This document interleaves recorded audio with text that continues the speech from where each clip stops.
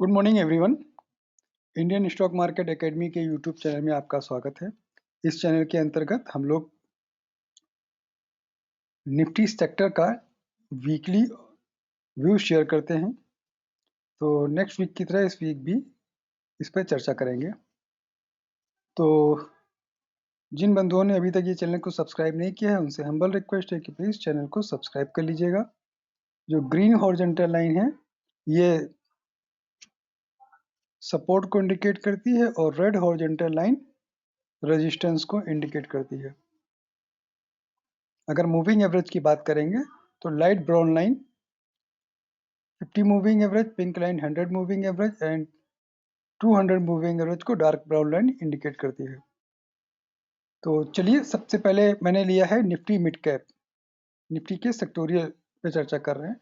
तो Nifty mid cap अपने top की रेंज से एक बार फिर रेजिस्टेंस फेस करके नीचे की तरफ मूव कर रहा है। अभी ये सेल में नहीं है, लेकिन हम नया बाय भी नहीं करेंगे। नया बाय करेंगे 89, 80 के ऊपर और सेल करेंगे 84, 80 के नीचे। तो जब तक ये रेंज ब्रेक नहीं होती है तब तक हम लोग नो ट्रेड जोन के हिसाब से वर्कआउट करेंगे। चलिए अगले पेयर पे आते हैं। अगला स्क्रिप्ट है Nifty small cap.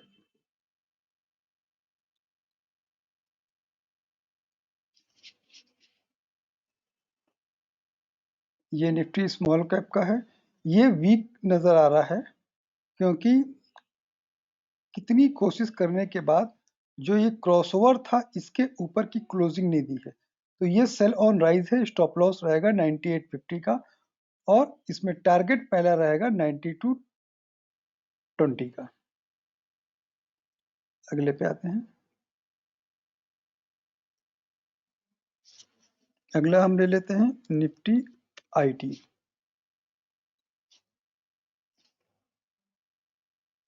Nifty IT इसको थोड़ा सही करने की जरूरत है क्योंकि जो रेजिस्टेंस था अब ये सपोर्ट हो गया है। ये भी 50 और 100 मूविंग एवरेज के क्रॉसओवर के ऊपर जब तक नहीं जाएगा, अभी इसमें जो ऊपर जाने की गुंजाइश है 29,500 है। ये मैक्सिमम जाएगा तो 31,280, लेकिन वहीं पे ये क्रॉसओवर है तो इसके ऊपर जाने की इसमें कैपेसिटी नहीं दिखती है। लाइनों को थोड़ा सा सही करने की जरूरत है। तो जो ये सपोर्ट है ये थोड़ा सा अब ऊपर जाएगा यहाँ पे, और जो ये रेजिस्टेंस है वो सपोर्ट हो गया, वो ठीक है। तो ऊपर जाएगा, यहाँ पे हम लोग वेट करेंगे। बाय में हम तब जाएंगे जब 31,350 के ऊपर की क्लोजिंग देगा। अगले पे आते हैं। अगला हमारा है निफ्टी फार्मा। अगर हम निफ्टी फार्मा की बात करें तो निफ्टी फार्मा वीक जरूर दिख रहा है, लेकिन इसका सपोर्ट ये स्ट्रॉन्ग है। तो अगर 12,450 के नीचे ये क्लोजिंग दे देता है तब तो ये 12,180 और फिर उसके बाद 11,750 तक का लेवल दिखाएगा। अगर 1, 2, 3, 4, 5, 6 वीक के कंसोलिडेशन के बाद भी ये इसके नीचे नहीं है तो वेट करेंगे। ये अगर ऊपर की तरफ चलने लगा, मतलब 12,850 के ऊपर गया, तो फिर ये 13,250 तक जा सकता है। इसमें मेरे को, क्योंकि ये जो डब्ल्यू बना है इसमें मेरे को बाइंग दिखाई देती है और डब्ल्यू की जो ये नोक है वहां तक इसको नीचे आना था, वहीं से ये कंसोलिडेट कर रहा है। तो ये कंसोलिडेशन के बाद ये ऊपर जाने के चांसेस इसके ज्यादा है। फिर भी मैंने लेवल बता दिए हैं उन लेवल को ध्यान में रखते हुए आप अपनी पोजीशन कैरी कर सकते हैं और ले सकते हैं। अगला हमारा वो है निफ्टी मीडिया। अगर हम निफ्टी मीडिया की बात करेंगे तो ये वीक है। इस पहले तो हम इसको लाइनों को सही करें, जो सपोर्ट था वो रेजिस्टेंस हो गया है।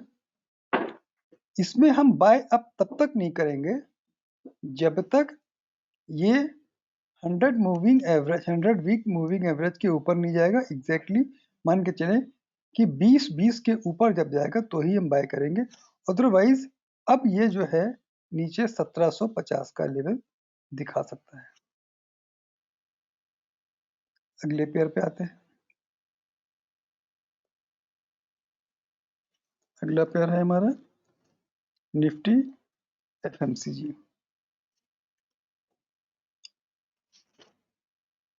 निफ्टी एफएमसीजी की बात करेंगे तो लास्ट वीक में भी बोला था कि ये अब नीचे जाने की तैयारी कर रहा है और एटलीस्ट ये जो ब्राउन लाइन बनाई थी वहां तक ये जा सकता है। तो वैसे भी जब इसने ऊपर की तरफ कोशिश की तो ये एक स्ट्रॉन्ग रेजिस्टेंस जोन जो था वहीं पे इसने रेजिस्टेंस फेस किया। तो अब बाय में हम तब जाएंगे जब इस रेजिस्टेंस के ऊपर जाएगा, मतलब 44,850 के ऊपर जाएगा और अब ये नीचे जाने की तैयारी कर रहा है, तो ये सेल ऑन राइज वाला मार्केट होगा। नेक्स्ट पे आते हैं। नेक्स्ट हमारा है निफ्टी ऑटो। अगर हम निफ्टी ऑटो की बात करेंगे तो ये अपने इसने एक नया रेजिस्टेंस डेवलप किया है ये, और इसकी अब जरूरत यहाँ पे अभी नहीं है। और इसका सपोर्ट जो बन गया है अब ये, तो लास्ट वीक के हाई को क्रॉस करके अगर ऊपर की क्लोजिंग देता है तब तो हम इसमें बाय में जाएंगे, अदरवाइज ये हमारे लिए सेल का मार्केट होगा जो कि 50 मूविंग एवरेज को टच करते हुए आ रहा है 12,000 पे। अगले पे आते हैं। अगला हमारा है निफ्टी मेटल। अगर हम निफ्टी के मेटल सेक्टर की बात करेंगे तो ये स्ट्रॉन्ग जरूर दिख रहा था, लेकिन अभी ये एक वीक जोन में है।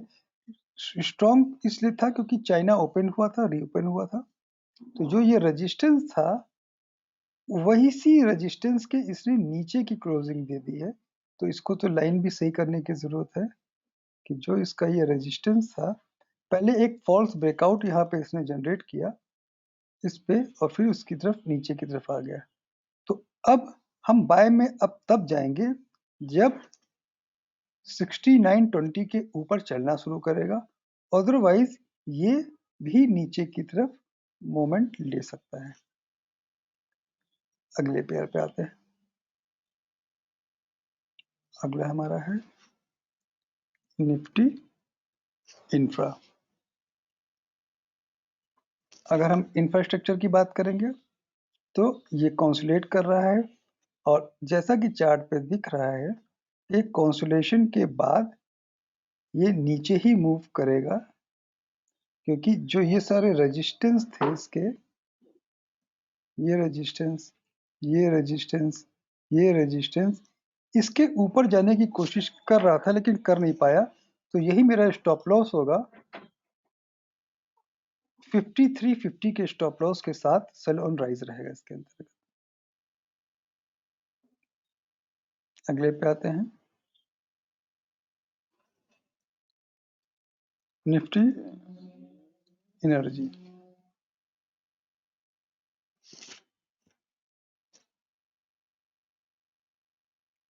निफ्टी एनर्जी में लाइनें थोड़ी सी चेंजेस हैं। एग्जैक्टली ये होना चाहिए, ये अपने बाउंड्री लाइन पे है और 50 मूविंग एवरेज को क्लोजिंग नहीं दी है। उसी के नीचे ही ये है। तो जो हाई था इसमें छोटा सा स्टॉप लॉस रखिएगा आप। 26,500 के स्टॉप लॉस के साथ ये सेल कीजिए। इसमें एक तेज गिरावट देखने को मिल सकती है। अब अगले पे आते हैं। अगला हमारा है निफ्टी फिनेंशियल। अगर हम निफ्टी फिनेंशियल की बात करेंगे तो आपने देखा होगा मेजर सेक्टर नीचे की तरफ ही टर्न अराउंड करे हुए हैं। ये बाय में हम तब जाएंगे जब 19,000 के ऊपर जाएगा, अदरवाइज ये नीचे की तरफ ही टर्न अराउंड करेगा, क्योंकि ये जो पहले इसका रेजिस्टेंस जोन था, ये सब रेजिस्टेंस जोन था, वहीं पे ये रेजिस्टेंस फेस कर रहा है अभी। अगर इस रेजिस्टेंस को के ऊपर चला गया 19,000 के ऊपर, तब तो हम बाय में जाएंगे, अदरवाइज ये सेल ऑन राइज रहेगा। अगले पे आते हैं। अगला हमारा है निफ्टी पीएसयू बैंक। अगर हम पीएसयू बैंक की बात करेंगे तो ये भी, इसको और भी सही करने की जरूरत है, लाइन बनाने की जरूरत है। अब इसका रेजिस्टेंस 44,020 हो गया है। ये सेल ऑन राइज रहेगा यहाँ पे, क्योंकि काफी एक लंबा मोमेंट चल चुका है। तो नॉर्मली होता है कि जहां का ब्रेकआउट होता है, ये रेजिस्टेंस के ऊपर गया तो इसने ये तेजी दिखाई, उस पॉइंट को टच करने के लिए एक बार आता जरूर है, फिर एक बड़ी तेजी दिखाएगा इसके अंतर्गत। तो बाय में अब हम तब जाएंगे जब 44,050 के ऊपर की क्लोजिंग देगा, अदरवाइज यह भी सेल ऑन राइज रहेगा। अगले पे आते हैं। जिन बंधुओं ने ये चैनल अभी तक सब्सक्राइब नहीं किया है, उनसे हम्बल रिक्वेस्ट है कि please Indian stock market academy के चैनल को सब्सक्राइब जरूर कर लें। पीएसयू पीएससी निफ्टी पीएससी ये एक अपने लाइफ टाइम हाई की तरफ कोशिश कर रहा है, लेकिन यहाँ पे मल्टीपल रेजिस्टेंस है। तो इसमें हम बाय में अब तब जाएंगे जब 45-50 के ऊपर चलना शुरू करेगा, तो हम बाय में जाएंगे। तब तो ये मुझे ऊपर का लेवल दिखाएगा, अदरवाइज एक चांसेस है कि ये भी नीचे की तरफ ही मूव करे। तो बाय में हम तब जाएंगे जब 45-50 के ऊपर है, और अगर इसके नीचे चलना शुरू किया तो फिर सेल आएगा, जो कि 43-80 तक आपको दिखा सकता है।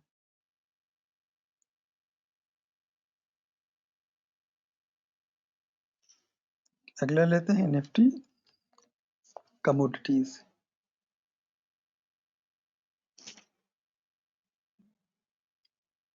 निफ्टी कमोडिटीज की बात करेंगे तो कमोडिटी भी नो ट्रेड जोन में है। ये इसका सपोर्ट है और ये इसका रेजिस्टेंस है। 61-80 रेजिस्टेंस और 57-80 सपोर्ट। तो जब तक ये रेंज ब्रेक नहीं करेगा, इस रेंज के नीचे जाएगा तो सेल, और इसके ऊपर जाएगा तो बाई। अगले पे आते हैं।